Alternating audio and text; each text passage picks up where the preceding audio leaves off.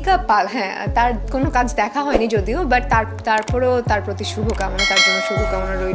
প্রথম কোনো বাংলাদেশি নায়িকা ইদিকা পালের প্রশংসা করলেন। এবার ইদিকা পালকে নিয়ে কড়া মন্তব্য করলেন ঢাকাই সিনেমার জনপ্রিয় নায়িকা পূজা চেরি। মিডিয়ার এক সাক্ষাৎকারে সেই সুপারস্টারের সাথে কাজ করছে, শুভকামনা, খুব ভালো যাক তার সিনেমা, এটাই দোয়া করি। সাকিবের নায়িকা ইদিকা পালকে নিয়ে সব রকমের মন্তব্য করেছেন পূজা চেরি। পূজা চেরি বলে, যেহেতু তার এটা প্রথম কাজ, তারপরে অনেক অনেক ভালোবাসা রইল। আমরা সবাই আশাবাদী সে ভালো কিছু করবে। সে বাংলাদেশের সুপারস্টারের সাথে কাজ করছে, এটা তার কাছে বড় পাওয়া। আমরা সবাই অধীর আগ্রহে বসে আছি প্রিয়তমা ছবি দেখার জন্য। পূজা চেরিকে যখন প্রশ্ন করা হয় আপনাকে কেন প্রিয়তমা ছবিতে নায়িকা হিসেবে নেওয়া হয়নি, পূজা চেরি সুন্দরভাবে উত্তর দেয়, আমি হলে হয়তো ভালো হতো না, সেই কারণে হয়তো নায়িকা ইদিকা পালকে নিয়েছেন। পরিচালক প্রযোজক ওরাই আসলে ভালো জানেন কাকে নিলে ভালো হবে, যাকে পারফেক্ট মনে করছে তাকেই নিয়েছে। পূজা চেরি আরো জানায়, প্রিয়তমা ছবি সামনে ঈদে